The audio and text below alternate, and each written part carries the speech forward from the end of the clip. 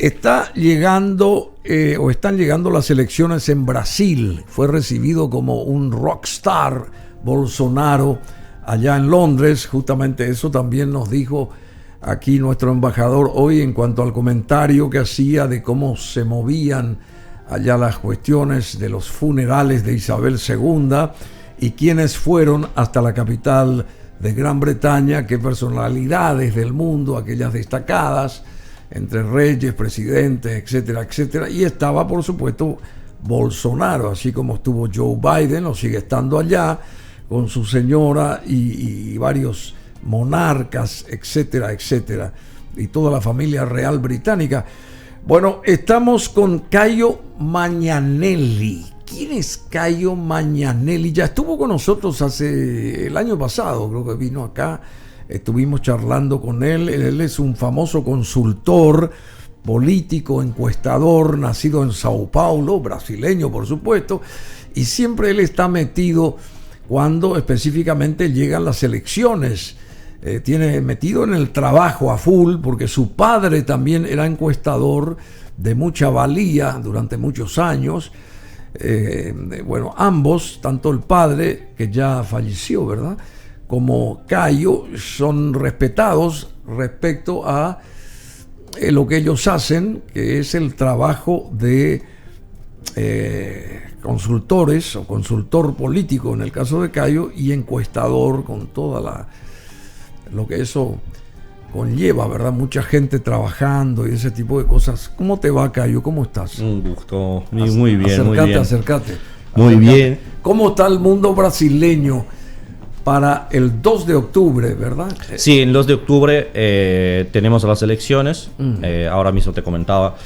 Incluso estamos haciendo un evento para presentar las elecciones a la comunidad internacional. ¿Y dónde va a ser ese evento? Este evento será en São Paulo. Sí. Entonces se invita a la gente a ir a São Paulo día 30 de septiembre, 1 y 2 de octubre para acompañar las elecciones. Septiembre para acompañar las elecciones. Entonces en el 30 ya tenemos algunas actividades de visitación, ¿no? En el 1 vamos a tener una jornada de charlas para comprender el escenario, hablar de las encuestas, hablar de la comparación con otros escenarios en América Latina, hablar de lo que es el perfil electoral brasileño, en fin, hablar de todos los aspectos de las elecciones, enseñar cómo funciona el voto electrónico, y el domingo se hace el acompañamiento de la jornada electoral. Entonces, hasta las 20 horas, creo yo, ya vamos a tener bastante avanzada la apuración de los votos por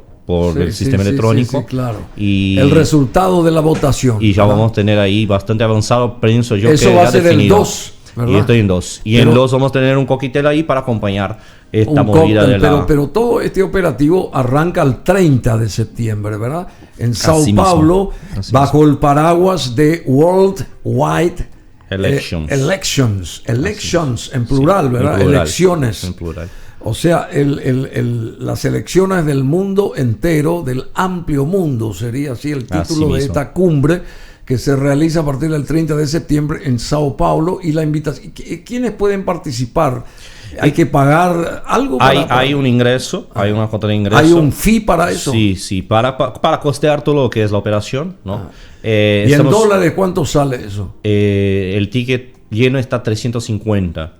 Pero la Pulse Consulting Group, mi empresa acá en Paraguay, tiene un descuento y se puede acceder en worldwideelections.com y para ingresar el ticket de descuento Pulse Group. Pero igual entrar en contacto en nuestras redes, pueden tener más informaciones sobre cómo muy interesante visitar. Worldwide Elections, así mismo, plural, elections. Bueno, Caio Magnanelli es una persona que sabe mucho. Brasil tiene 20 millones de personas hoy, más o menos, ¿verdad? 210 millones, sí. ¿A 210 o más? Yo creo que está más, poquito más. Y por eso, cerca de 220 por ahí. Yo creo que hay menos de 220, sí. 215, bueno, vamos a redondear, 215 millones de personas. De esas 215, ¿cuántas personas están habilitadas para sufragar el 2 de octubre? 145 millones. 145 millones. El percentual en Brasil es un poco diferente de los otros países porque allá habilitamos a los jóvenes entre 16 y 18 años a el voto facultativo. Es decir, ¿qué es eso? Se vota por elección. Si quieres votar, te vas a votar. Después de los 18, sos obligado. Entonces, normalmente la población electoral, como llamamos, es de 70% de la población general de Brasil. ¿Pero es obligación votar? Sí, a partir de los 18 años es obligado. A partir de los 18 años. Sí. Acá en Paraguay, por ejemplo, tenemos la mitad. Entonces, para que veas, es interesante pensar que acá a partir de los 18 sos obligado, ¿no? Sí. Entonces, pero los electores habilitados están entonces más o menos como 55% de la población general. 7 millones y medio, el 55%. Sí, más o menos por ahí. Tenemos 4 millones, casi 5 por ahí. Sí. En Brasil tenemos como 70% de la población. Y esto cambia de país a país. Y el simpático de Brasil es justamente esto, por habilitarnos los jóvenes de entre 16 y 18 a participar también del proceso. Tenemos un poquito más de gente percentualmente votando en Brasil en relación a los otros países de la América Latina. ¿Cómo está el pulso allá eleccionario? Mira que vos sos profesional. Estás en la columna del medio. No, claro, tenemos... ¿Cuál es el pulso digamos, el pulso eleccionario en Brasil? Tenemos la ventaja, si tenemos como favorito Lula. Se puede hacer un seguimiento de las principales encuestas y vas a ver que esto viene se dibujando ya hace 2 años, cuando de verdad Lula volvió a ponerse como candidato después de lo que fue la derrocada de los fallos en contra de él, ¿no? Por todo el sesgo que tenían, por toda la malversación que se hizo de la justicia en contra de él. ¿Cuál es el porcentaje de ventaja que tiene Lula? Tienen 10% por medio. ¿10%? 10% por medio. Entonces el presidente. Entonces, hablamos de posibilidades, ¿no? La mayor posibilidad es que Lula gane. ¿Te sonreíste vos? No, es que no podemos decir que es el presidente. Quiere decir que ya el presidente sí porque tiene el 10% de ventaja. No pasa en Brasil de esta manera así tan... ¿Y cómo pasa entonces? Hay posibilidades de Bolsonaro ganar. Hay posibilidades. ¿Qué tipo de posibilidades? Todo puede pasar hasta el día 2 de octubre, ¿no? Todo. Sí, desde que maten a Lula o mismo que vuelve a tener... Bolsonaro fue atacado. Pero Bolsonaro fue atacado. Pues. Sí, fue atacado. Fue atacado, de hecho, y casi lo murió, casi lo matan. Bueno, hace poco Cristinita casi tomó 2 balazos en la cabeza. Cristina, sí. Allá y en la Argentina. Vamos, quiero decir...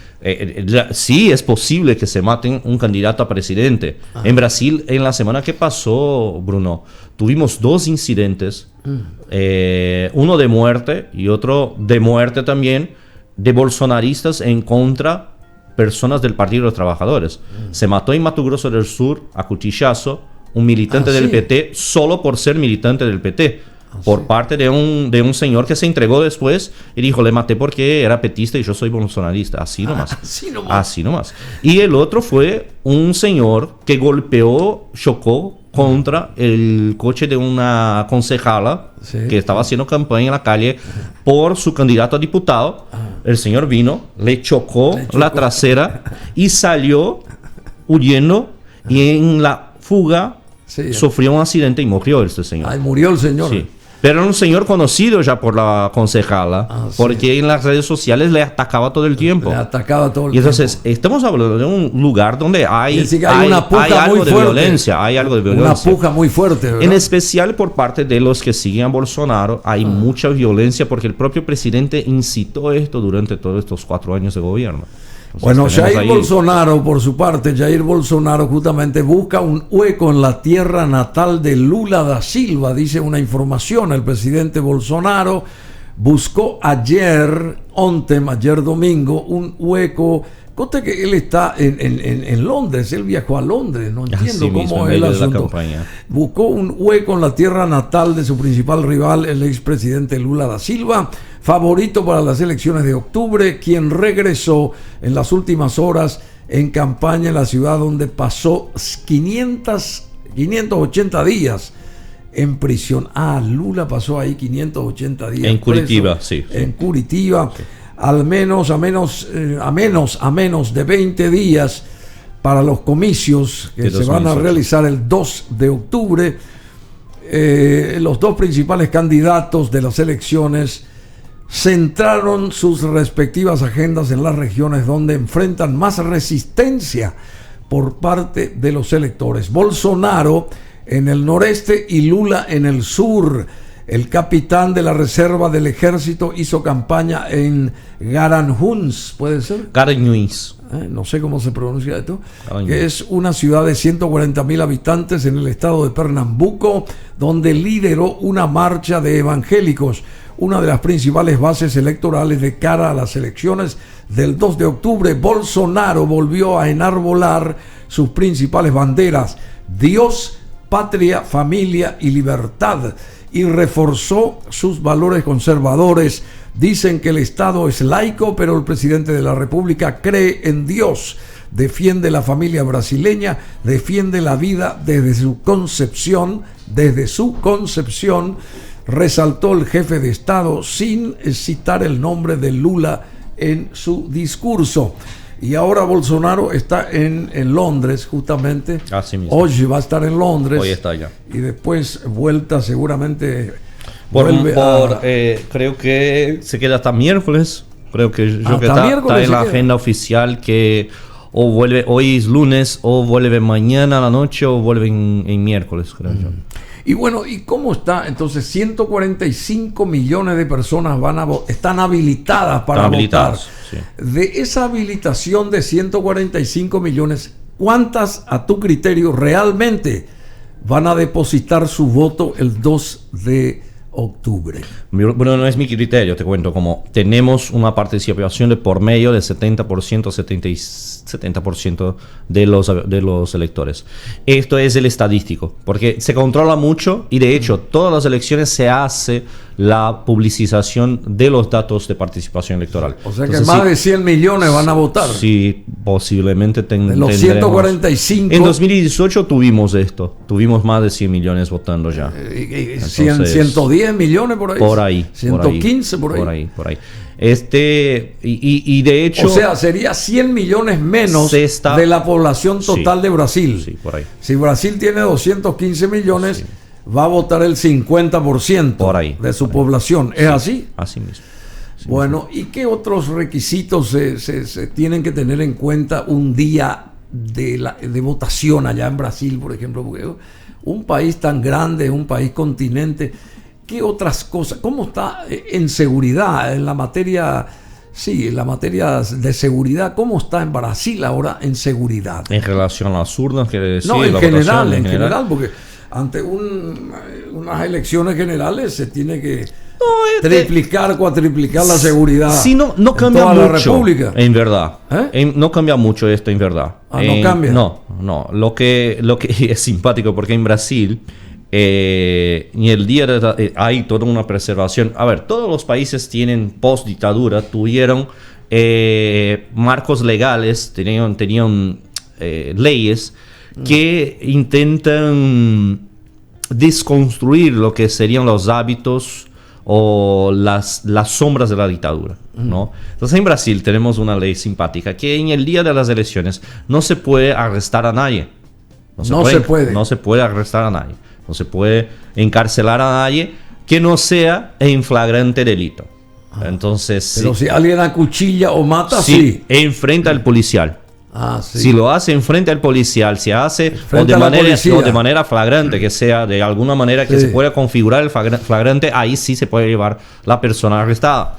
Pero si lo hace y hay una denuncia, no se puede arrestar ni preventivamente ni nada. Entonces tiene que dejar el señor libre hasta que terminen las votaciones. Las elecciones. Así mismo. Y si hay un candidato y viene alguien y le mete un puñal por la espalda y corre y nadie ve esa acción, ¿qué pasa? Y muere el tipo ahí. No hay prisión preventiva hasta el día siguiente. ¿Y morreu entonces el tipo ahí? Así muere. Así Así Bueno. mismo. Pero esto es simpático. Entonces lo que pasa es que, de hecho, hay más seguridad, de hecho, pero por la fecha en especial. Entonces lo que tienes es un refuerzo de seguridad en los volteos de los puntos de votación, ¿no? Pero nada en especial en relación a delitos o en relación a cualquier operación especial que no sea básicamente lo que es la seguridad de las urnas, la seguridad de los locales de votación. Bueno, estamos hablando rápidamente ya a minutos finales porque el Duque de Areguá creo que está también.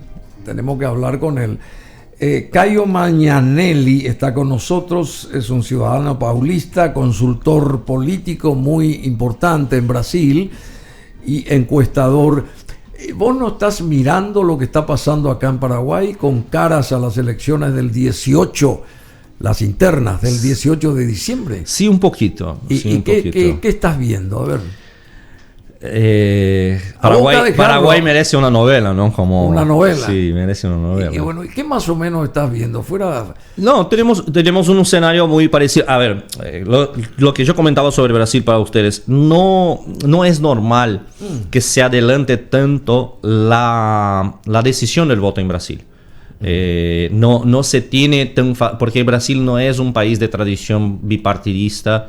Es un país donde los partidos son muy fluidos. Para que tengas una idea, sí. El partido hoy donde está Bolsonaro fue el partido del binomio de Lula en los primeros años de su gobierno. En los 8 años del gobierno. No, el Partido Liberal. De hecho, el Partido Liberal era el partido de José Alencar, que fue el binomio de Lula en los 2 mandatos de Lula, en 2002 hasta 2012. O sea, se mimetizan entonces. Sí, los partidos son muy fluidos en ese sentido. En el caso paraguayo no, tenemos una suerte de mercurio, bastante, entonces sí. Actúan como un mercurio, ¿verdad? Sí, así mismo. De repente van así de acuerdo y a las conveniencias. Y en Paraguay tenemos esto como estas tradiciones partidistas muy importantes. Son más de 100 años. Son marcas importantes, tanto el Partido Liberal contra el Partido Colorado, a punto de tenemos una movilización de 70% de la población. Vos sabes, mitad de la población es afiliada al Partido Colorado, más 20% es afiliada al Partido Liberal. Entonces, y son partidos que tienen liderazgos internos muy fuertes, muy pujantes y de hecho que pelean en la calle. Es diferente de lo que pasa en muchos otros países, donde ellos se pelean de manera interna. Los partidos más fuertes que tienen este tipo de tradición se pelean de manera interna y salen a externo en unidad, ya por esto resuelto. En el caso de Paraguay no. Tuviste un senador de la República haciendo manifestaciones en frente a la casa del presidente de la República y los dos eran del mismo partido. Entonces, en caso de Paraguay se lleva las peleas a la calle, ¿no? Y esto podemos decir del lado liberal, también podemos decir lo mismo, la misma cosa. Mismo. Pero yo lo que veo es más o menos lo mismo que está pasando en Brasil. Tenemos un favorito, de verdad. Una simple pregunta. En abril, vamos ya directamente a abril. Para las internas ya te respondí. Tenemos un favorito, ya sabemos. Pero todo puede pasar hasta el día de las elecciones. A la interna un favorito, y ese favorito es Santi Peña. Sí, bueno, no necesito hablar mucho, ¿no? Pero por el sector colorado. Sí. ¿Y la parte de la concertación? Y bueno. ¿Cuál es la parte? Es que, a ver, la concertación tiene una chance, o lo que viene a hacer, o el intento de concertación tiene una chance de poner una tercera vía ahí. Y tiene suerte porque el candidato liberal es bien malito. ¿Es bien? No, malito. Como dirían los ecuatorianos, es malito, señorcito, este sí. Sí, es malito. Es malito, ¿no? El candidato liberal no tiene mucha chance de verdad de ganar las elecciones. Ya miramos, ya fue probado. ¿No tiene chance de ganar? No creo. Pero es la tercera vez que se lanza. Puede seguir intentando, quizás en la quinta como Lula o como, qué sé yo, como Lasso en Ecuador, que también fue candidato por 10 veces. Alegre no tiene chance de ganar. No, ni su partido le quiere. Ni su partido lo quiere. Sí, esto ya sabemos. Bueno, y en abril, ¿quién llega? Y ahí tenemos una tercera vía que puede ser importante, es un hombre equilibrado que también fluyó de muchos lados, de un lado del otro. Quizás es un hombre que logre pacificar la situación política. Porque lo que estamos mirando en Paraguay tal vez sea que la gente está harta de las peleas políticas por ser impolíticas. La gente no quiere gobernar, entonces se pega a Cartes porque Cartes impide a Marito de gobernar, se pega a Marito porque Marito le queda atacando a Cartes. Entonces, y en el espacio liberal lo mismo pasa, se pega a Llano porque Llano no apoya a Efraín, se pega a Efraín porque Efraín no logra unificar los liberales, y ahí tenemos los Salins, ¿no?, subiendo y creciendo como una tercera fuerza dentro del Partido Liberal. Quiere decir, el Partido Liberal en sí es una propia revocación, como está totalmente recriándose, ¿no? Recreándose. Sí, y el Partido Liberal, el Partido Colorado, tiene ahí algo que es una puja que es milenar posiblemente en el Partido Liberal. Sí. Centenaria. Exacto. Y que siempre estuvo ahí y que la gente ya está cansada. Entonces quizás un tercer nombre tenga chances en estas elecciones. Y el tercer nombre es el de Euclides Acevedo. Muy posiblemente, posiblemente. Vamos a ver cómo sale la concertación. Alguien que pueda pacificar. Y ese sí, que pueda pacificar no es Payo Cubas. Sí, no. Seguramente Payo Cubas no. Y Payo perdió mucho la credibilidad, ¿no, Bruno? Como por todo lo que ha hecho, ¿no? Y yo pienso que el recado que el paraguayo dio a Payo está muy claro. Porque, y está muy claro, usando Payo como un recado, un recuerdocito que el pueblo paraguayo dio a la población, a la élite política. Como, paren de pelear. Mira, el gran peleón no es lo que queremos, de hecho. Le elegimos para poner una bomba ahí adentro del Congreso, pero igual no lo queremos así. No, queremos gente que pueda venir y poner resueltos nuestros problemas, que es lo que toda la gente en el mundo quiere.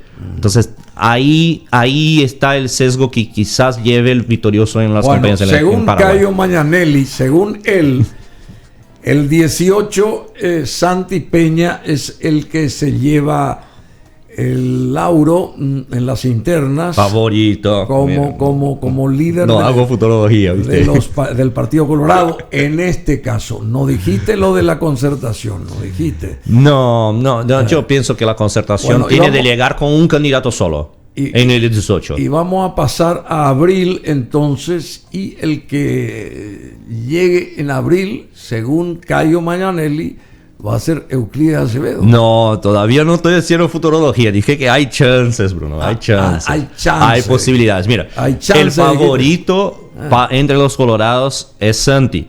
Pero mira, el nombre nuevo, Vince, puede traer alguna diferencia. Porque era muy fácil hacer la campaña en contra Torito. Pero ahora en contra Vince hay algo diferente. Es otro nombre. Vamos a ver cómo Vince, se comporta también. Vince está sumando más a su equipo, digamos, que puede ser que sí. Que lo hacía Hugo Velázquez. Puede ser que sí. Bueno, también tienes un poco más de apoyo de Marito. Igual la gente no le compara, no le pega uno al otro directamente. A pesar que Marito es más un clavo de verdad que algo algo que ayude, pero es otra situación, ¿comprendes? Como había una campaña antes de bajar el toro. Entonces, hasta que el toro se baje, había una campaña y esta campaña llevaba a una dirección. Ahora, como tenemos otro candidato, es una campaña diferente. Entonces, yo te digo, no estoy haciendo futurología, te estoy diciendo quién son los favoritos. Y yo pienso siempre en términos de posibilidades. Bueno, ya dijiste, en las internas por el Partido Colorado gana Santi el 18. Gana Lula en Brasil el 2 y Euclides posiblemente llegue a abril. Tiene chance. Pero ¿se van a unir los colorados o no? Y siempre esta es la gran pregunta, y esta puede ser la gran ventaja de la tercera vía, en verdad. Bueno, 12 de las 12. Cayo, muchísimas gracias. A ustedes. ¿Te quedas en Asunción hasta cuándo? Voy y vengo, pero vuelvo para quedarme por lo menos de la mitad de abril, claro, de mitad de octubre hasta mayo posiblemente. Tenés que quedarte ahora acá. Es mi tiempo de Paraguay. Bueno. Volví a mi casa, puedo disfrutar de la ciudad gloriosa que es Asunción. Sí, bueno, que necesita muchas cosas Asunción, pero muchas gracias, Cayo, muy amable.